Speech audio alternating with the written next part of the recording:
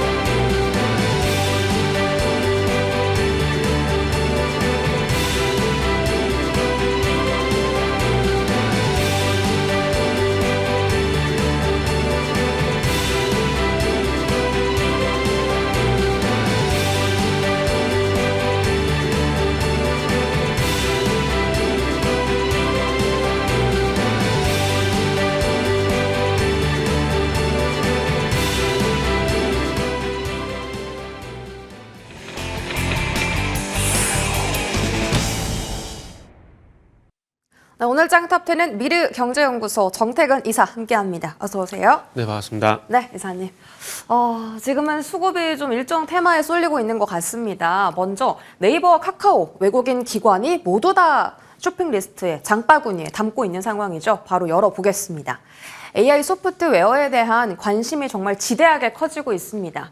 한미일 AI 삼각 동맹이라고 해서 지금 미국에서 그 스타게이트 지금 오픈AI하고 소프트뱅크가 손을 잡았고 어제도 카카오와 MOU를 체결하기 위해 구체적인 내용을 논의했다라는 기사도 전해졌습니다. 그러면서 네카오의 주가도 강한 반등을 보였고 사실 삼각 동맹이라는 게 AI 소프트웨어뿐만이 아니라 뭐 반도체부터 IT 부품, 전력, 로봇까지 어제 이야기 나오면서 잘 갔고요. 그리고 의료 AI와 의료 로봇도 함께 주목을 받는 상황이라서 전반적으로 많은 종목들이 AI에 대한 강한 탄력을 좀 받고 있습니다. 자, 그 안에서 지금 소프트웨어가 가장 강하잖아요. 2월 한 달 동안은 소프트웨어가 주도 섹터로서 자리 잡을 수 있다라고 봐야 될까요? 네, 일단은 분위기는 그렇게 만들어졌다라고 좀 말씀을 드리고 싶어요. 일단은 1월 30일이죠. 1월 30일에 딥시크 이슈가 발생이 되게 되면서 일단 AI 어떤 분위기를 만들었고요. 그 바톤이 이어받아가지고 샘 올트만이 방한을 하게 되면서 AI 소프트웨어 쪽으로 이제 관심을 가져갈 만한, 그러니까 투자 심리가 이동할 만한 그런 분위기를 좀 만들었다라고 생각을 하고 있습니다. 뭐 2월달 일단은 첫 스타트를 현재 좋게 분위기 끊고 있는 상황들이기 때문에 뭐 AI 소프트웨어 같은 경우 2월 달에는 일단은 관심은 가져야 된다라고 말씀을 일단 먼저 드리고 싶네요. 네. 그러면 AI 소프트웨어 안에서도 지금 순환매가 네. 돌고 있습니다. 거대 언어 모델 이 데이터를 가지고 있는 기업들이 특히나 좀 탄력적인 움직임을 보이고 있는데 오늘은 솔트룩스가 그 주인공이고 사실 딥시크처럼 조금 얕은 지식을 다양하게 가지고 있는 소프트웨어보다 솔트룩스처럼 뭐 법적인 지식이라든지 의료 지식이라든지 특정 분야의 데이터를 전문적으로 가지고 있는 기업들이 앞으로 조금 더 많이 갈 거다라는 네네. 전망이 있거든요. 그 중에 한 해가 솔트룩스고 그래서 오늘 잘 가는 거고 종목에 대한 판별은 좀 어떤 기준을 갖고 해야 돼요?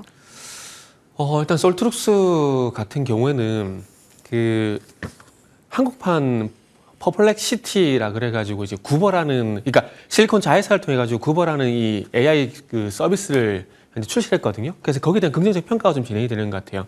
그게 무슨 얘기냐면은 그 챗GPT 같은 경우는 이제 모방학습을 통해서, 그러니까 모방학습이 뭐냐면은, 그러니까 사람이 입력시켜준 겁니다. 그래서 챗GPT 같은 경우는 사람이 입력시켜준 그 정보 내에서 어떤 요청했던 이 정보를 정리해서 이제 공개를 하게 된다면은, 퍼블렉시티 같은 경우에는 거기서 한 발짝 더 나아가서 사람이 입력시켜준 그런 정보가 아니라 스스로 관련 정보를 모두 찾아가지고 정리해주는 시스템이기 때문에 아마 그런 부분 때문에 좀 긍정적 평가를 받는 게 아닌가라고 생각을 좀 하고 있거든요. 그래서 그와 비슷하게 뭐 LLM 관련돼가지고 관심을 가져볼 만한 종목은 일단 솔트룩스 플러스 해가지고 코난 테크놀로지 정도 볼 수가 있을 것 같고요. 그리고 최근에 그리고 이제 추가적으로 오늘 기점으로 해가지고, 그러니까 어제 제가 좀 검색을 해봤는데 어제 오늘 기점으로 해가지고 한번 접근을 해볼 만한 종목들이 지금 현재 위치에서는 네이버 같은 경우도 이제 그 투자 참여 스타트업 시나몬이라는 회사가 있는데 이 회사 같은 경우도 3D 기반의 AI 생성 제작 솔루션을 공개할 예정이라 그러거든요. 그래서 네이버 있고 그다음에 셀바스 AI, 바이브 컴퍼니 이런 것들은 지금 위치에서도 충분히 접근이 가능하다고 말씀 좀 드리고 싶어요. 그리고 제가 노파심에 하나 좀 말씀을 드리고 싶은 것들은 지금 2월달 어쨌든 AI 소프트웨어가 기분 좋게 스타트를 끄는 건 사실입니다. 사실인데 이 기대감이 어느 정도 지속이 될까 이게 좀 관건인데 길지 않을 가능성도 좀 염두에 둬야 되지 않을까라고 생각이 들어요. 샘 올트만이 이제 카카오 방문했잖아요. 네. 방문하게 되면서 좋은 기사들이 상당히 많이 나오고 있는데 그 속에서 조금 이제 부각이 안 되는 부분이 있어서 그 부분 좀 말씀드리고 싶어요. 그 카카오하고 오픈 AI가 그 협력 구상이 공개가 되긴 했지만 구체적인 서비스라든지 상품에 대해서 상세한 설명이 아직까지는 없어요. 정 대표가 그 카카오 쪽에 정 대표였죠.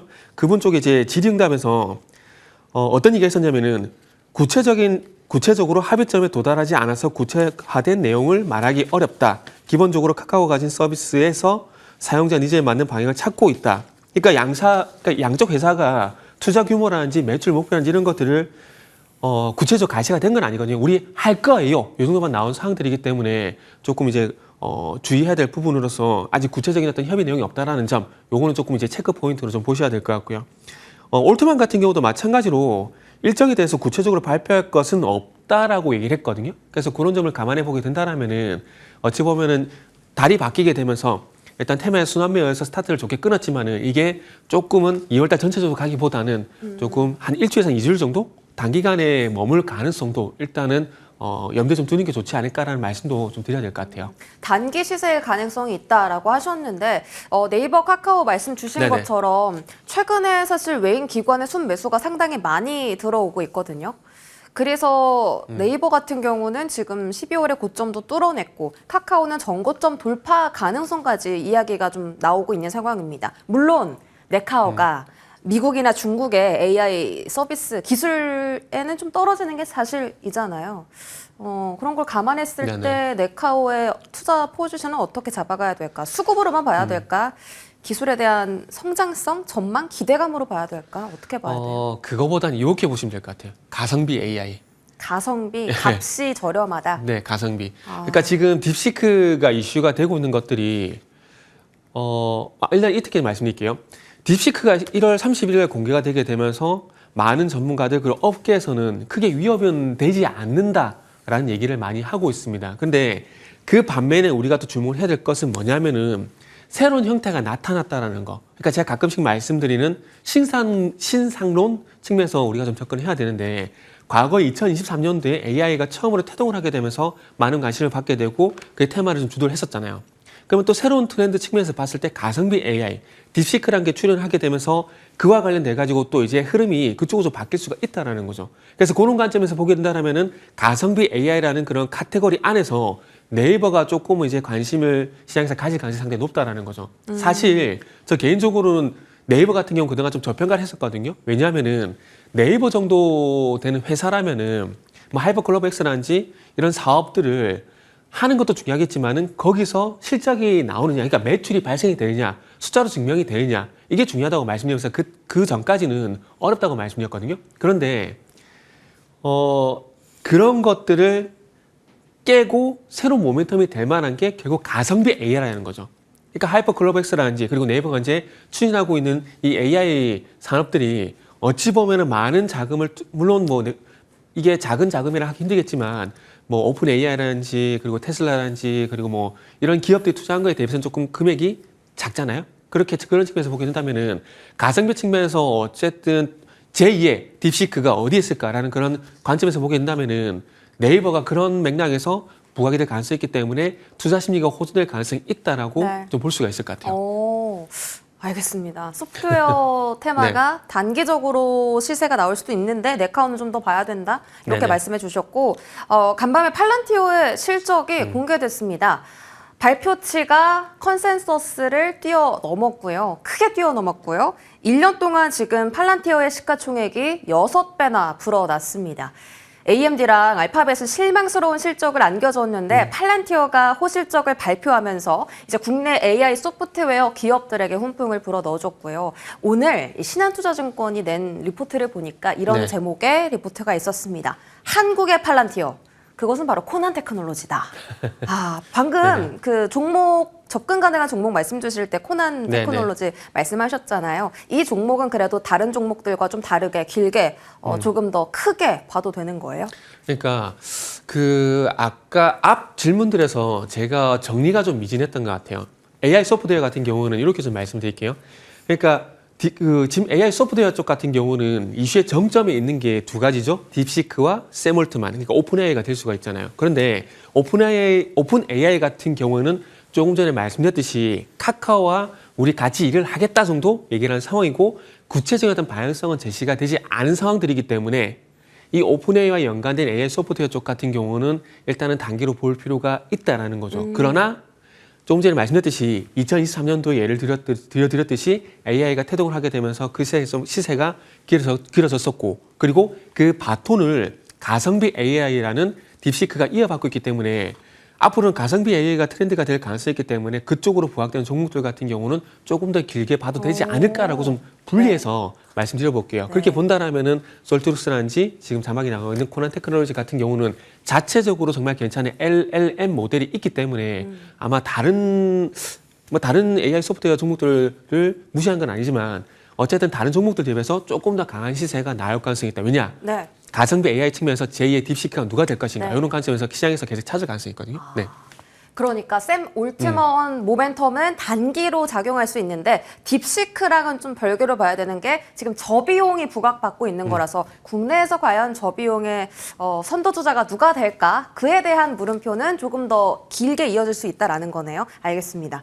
그러면 네. 샘 올트먼 오픈 AI 모멘텀이 짧게 간다고 하셨는데 이쪽은 어때요? 의료 AI요. 어제 샘 올트먼 CEO가 그 의료 AI 쪽으로 챗GPT 적용해서 뭐 개발할 수 있다 이렇게 얘기를 하면서 지금 잘 가고 네네. 있잖아요. 이쪽도 단기예요? 이쪽도 오늘 제가 자꾸 세분화를 시키고 있는데 네, 자, 달라요? 네. 샘 올트만이 우리가 여기서부터 출발하자고요. 샘 올트만이 한국에 왔잖아요. 여러 기업들을 만났잖아요.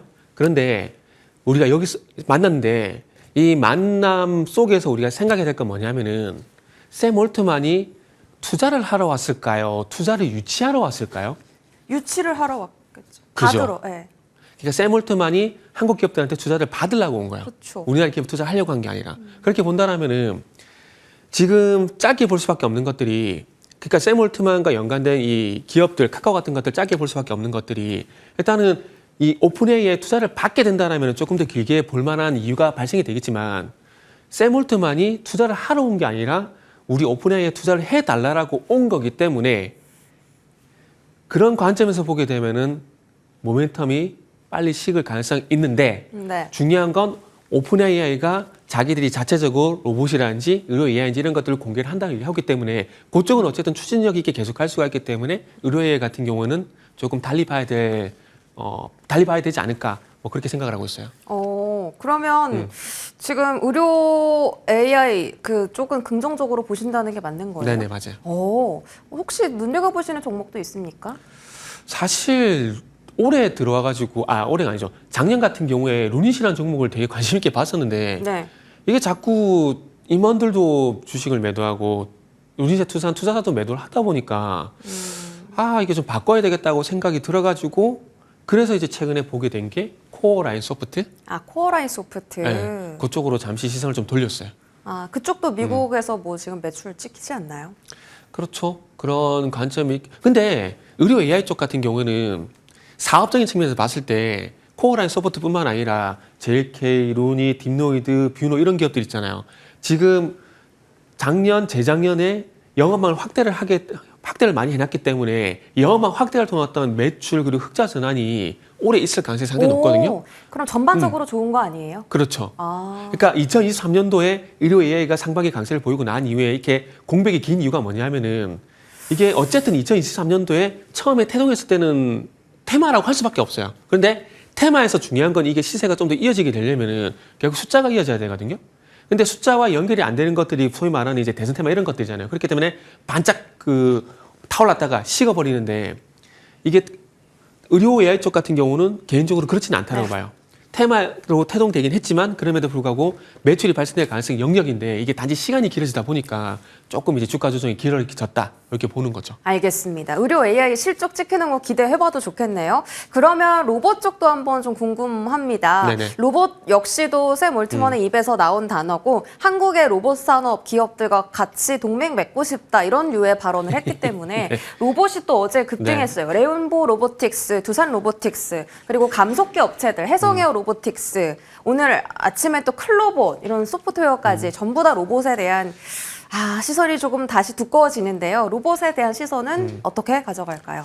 참 얘기하다 보니까 그새 그런 생각이 들어요. 샘 올트만이 참 여우 같다라는 생각이 들어요. 여우 같다고요? 네. 왜요? 왜냐하면은 그렇게 안 생겨가지고 제가 아까 전에 그 얘기했잖아요. 샘 올트만이 한국에 투자를 하러 왔을까 아니면 투자를 받으러 왔을까라고 제가 그 얘기했었잖아요.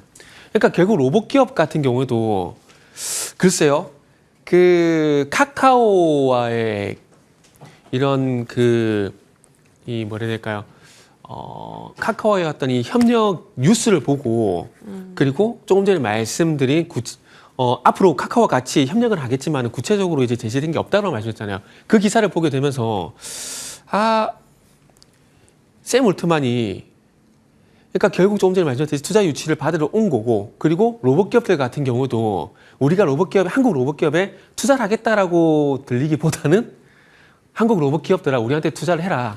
네. 이렇게밖에 안 들리더라고요. 그러다 보니까 저 개인적으로는 일단 샘 올트만 같은 경우도 호재가 될 만한 부분은 있긴 하지만 그럼에도 불구하고 샘 올트만보다는 그 이전에 트럼프 정책 수혜주로서 로봇을 계속 보시는 게 아마 네. 조금 더 기회 가지 않을까 뭐 그런 생각이 좀 들더라고요. 근데 삼성전자의 그 사법 리스크 해소되면서 로봇 네네. 사업에 더 투자할 거다 이런 얘기도 어제 있었거든요. 네네, 그렇죠. 삼성전자 효과도 있는 거 아니에요? 그렇죠, 있죠. 그러니까 이게 결국 기업들이 투자를 하는 건 우리나라가 됐던 미국이 됐던 행정부 그러니까 행정부에게 어떤 정책이 나올 건가에 따라서 움직일 수밖에 없거든요.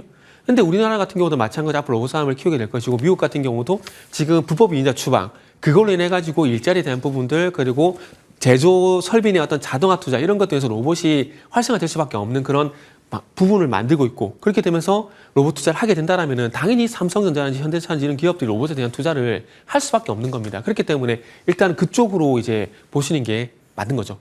로봇도 긍정적으로 보시는 네네. 것 같고 반도체에 대한 판단은 어떻게 하세요? 삼성전자 드디어 외국인이 좀 이거래 연속으로 순매수 들어오는데요. 사법 리스크 해소도 됐고 얼마 전에 자사주 소각 얘기도 네네. 있었잖아요. 하이닉스를 늘 좀 말씀해 주셨던 네네. 이사님이었는데 지금은 시각이 좀 달라지셨습니까? 아니요, 아직도 하이스라고 생각을 하고 있어요. 3전보다는. 네, 우리가 어제도 저희가 삼성전자 질문을 되게 많이 받았는데 네. 일단 질문의 요점이 4번 리스크거든요. 4번 리스크 네. 해소. 그런데 4번 리스크가 해소가 됐어요. 맞죠? 됐는데 중요한 건 4번 리스크가 해소가 됨으로 인해 가지고 그래서 삼성전자가 달라지는 게 바로 있나요? 그러니까 무슨 얘기냐면은 그동안 제가 이 시간을 통해서 많이 말씀드렸지만은 반도체에 대한 부분입니다. 하이스에 뒤져져 있는 이 반도체가 4번 리스크가 해소가 됐다고 해서 바로 바뀌는 게 있나요? 우리가 그런 부분을 한번 고민해봐야 되거든요. 만약에 삼성전자가 4번 리스크가 해소가 되게 되면서 많이 주가 갔다. 그러면 어제 가는 게 아니라 그 전날 저는 조금이라도 반응이 있었어야 된다고 생각합니다. 4번 리스크로 해서 삼성전자가 움직인다면. 근데 전혀 없었거든요. 전혀 없고 시간차 두고 어저께 삼성전자가 움직였어요. 그러면은 4번 리스크가 아니라 다른 거에 좀 더 신경을 쓸 가능성이 높다는 거죠. 그렇다면 정리해보자면은 삼성전자는 오늘, 어제 상승은 1월 2거래일 이전에 급락이 나왔던 부분에서 제자리를 찾아가는 과정인 거고 이제 오늘 이후부터가 본격적인 삼성전자의 방향성이라는 생각을 하고 있는데 저는 53,000원 전후에서 바닥 다진 흐름이 조금 더 진행될 가능성이 더 높다고 생각을 합니다. 그리고 그렇게 생각하는 이유는 뭐냐면은 일단은 반도체에 대한 문제가 깔끔하게 해소가 된 건 아닙니다. 그러니까 삼성전자가 가지고 있는 반도체에 대한 원초적인 문제가 해결이 된 것이 아니기 때문에 삼성전자가 반등으로 간다는 것에는 좀 시간이 걸릴 수밖에 네. 없다라고 말씀드린 거고요. 그리고 로봇 얘기 나왔으니까 로봇 얘기도 말씀드리면은 지금은 로봇 쪽 같은 경우도 그렇고 삼성전자보다는 그 아래 벤더들이 있잖아요. 그러니까 로봇을 예를 들게 되면은 삼성전자가 로봇 산업을 진행하게 되면서 레인보우 로보톡스라든지 다른 종목들이 움직이잖아요. 네. 그렇기 때문에 이게 움직이는데 이게 왜 그러냐면은 지금 시장의 성격을 볼 필요도 있어요. 지금이 지수 대형주 장세인가요? 아니면은 준수형 테마야 순환매 장세인가요? 테마 순환매요. 그죠. 네. 그렇기 때문에 대형주보다는 중소주 쪽으로 매개갈 수밖에 없거든요. 그래서 그런 관점에서 보게 된다면 삼성전자보다는 그 아래에 있는 레인보우 로보틱스라든지 벤더 쪽으로 보는 게 더 유리하다라고 말씀드리고 싶네요. 이쪽 보려면 차라리 벤더사를 보자. 삼성전자 그럼 어제 오늘 외국인 수급은 단순히 저가 메리트인 거죠? 뭐 바닥 쇼커버링, 찾기, 쇼커버링 정도 생각하고 있어요. 쇼커버 정도. 네네. 알겠습니다. 자, 바이오에 대한 시선도 궁금합니다. 최근 들어 알테오젠이 다시 반등을 강하게 하고 있어요. 되게 많이 올라왔고요. 일단 2월 21일부터 첨생법이 시행되는 것도 있고 첨단 산업 전략이라고 해서 오늘 오전에 네네. 정부가 34조 원 규모의 펀드를 만들겠다. 배터리랑 바이오 쪽에 지원을 하겠다. 이런 오전에 기사가 나왔거든요. 그래서 어제부터 슬슬 바이오랑 배터리가 같이 움직인 건 아닌지 모르겠어요. 바이오는 반등 강하잖아요. 이 정도면 2월에 주도 섹터 가능성도 있지 않아요? 글쎄요. 바이오 같은 경우도 어저께 12시 방송에서 좀 나눠서 봐야 된다고 좀 말씀드렸었는데 네. 일단 바이오 쪽 같은 경우에는 일단은 긍정 의견을 드리고 싶어요. 오. 왜냐하면은 일단 10월 달 이후에 바이오가 시작하고 있는 건 사실이거든요. 물론 최근에 1월 달 들어서 알테오전이라든지 뭐 리가캠이나 퓨처캠인가요? 이런 것들 그리고 바이넥스 이런 것들 ABL 바이오 이런 것들 올라오고 있거든요. 그런데 이게 추세로 갈 것이냐 아니면 이게 단계적 반등으로 끝날 것이냐 그에 대한 판단을 좀 해야 되는데 일단은 알테오전이라든지 그리고 ABL 바이오 같은 경우는 단기 반등으로 끝이 나지 않을까 생각이 들어요. 그리고 좀 뒤를 보고 만약에 그 바이오에 대한 트럼프 행정부의 어떤 정책이 나오게 된다라면은 아마 바이넥스가 좀 대장이 되지 않을까라는 생각이 들거든요. 왜냐하면은 여전히. 결국 약가이나 여기에 포커싱을 맞출 수밖에 없습니다. 그리고 의약품도 제재를 한다 얘기했거든요. 그러면은 대상국으로 지정할 것인가 대상 품목으로 지정을 할 것인가 이것도 중요한데 만약에 중국이라는 나라처럼 중국을 예를 들었을 때 대상국으로 지정을 하게 되면 우리가 반사액에 대한 얘기가 나오게 되면서 조선처럼 다시 한번 랠리가 나올 가능성이 있어요. 그런데 만약에 그게 아니라 품목으로 가게 된다라면은 아마 바이오 쪽 같은 경우도 쉽지 않다라고 생각이 들거든요. 그렇다 보니까 긍정으로 보고 그러니까 트럼프 정책 수혜로 인해 가지고 바이오에 대해서 긍정적으로 보는 부분은 있지만은 이 제재의 어떤 방향성이 대상국으로 가냐, 대상품목으로 가냐에 대한 어떤 확인이 안 된 상황이기 때문에 그 부분은 조금 확인하고 난 다음에 조금 더 이제 자세하게 전략을 좀 세워드리고 싶다는 말씀을 드리고 싶습니다. 그러다 보니까 최근에 알테오전이라든지 뭐 에이벨 바이오 같은 것도 오르고 있는 것 있잖아요. 이런 것들은 지금 저 개인적으로는 뭐 추적인 상승보다는 조금 이제 1월달, 2월 정도 단기 대응 뭐 이렇게 좀 주문을 하고 싶네요. 알겠습니다. 네. 바이오는 긍정적으로 보지만 성격을 달리해서 봐야 된다. CMO 쪽으로 말씀 주셨고요. 네네. 알테오젠 하나만 짚어보자면 그 상환 전환 우선주를 발행을 했거든요. 네. 근데 여기에 참여한 기관 투자자가 정말 많습니다. 거의 모든 증권 기관사가 다 참여했다고 봐도 될 정도로 무방한데 이것이 알테오젠의 앞으로의 성장성과 신용을 보장해주는 것이 아닌가 하는 평가를 받고 있거든요. 그래서 주가에도 반영이 되는 게 아닌가 싶고 이 부분은 어떻게 해석해요? 이게 발행 가액이 35만 원 그리고 이제 상환권과 전환권 모두 행사할 수 있는 우선주. 네. 그러니까 이 기관 투자자들 같은 경우에는 일단은 지금 이제 알테오젠이 갖고 있는 어떤 퍼포먼스를 보게 되면 저 35만 원 이상은 갈 거라고 생각을 하고 이제 투자를 하게 되는 거죠. 넘었어요, 이미. 네. 그죠? 하지만 넘었는데, 근데 저는 개인적으로 글쎄요, 40만 원 이상 그러니까 지금 최고점이 45만 5천 원이잖아요. 요거를 저는 뚫을까에 대해서는 살짝 저는 물음표입니다. 왜요?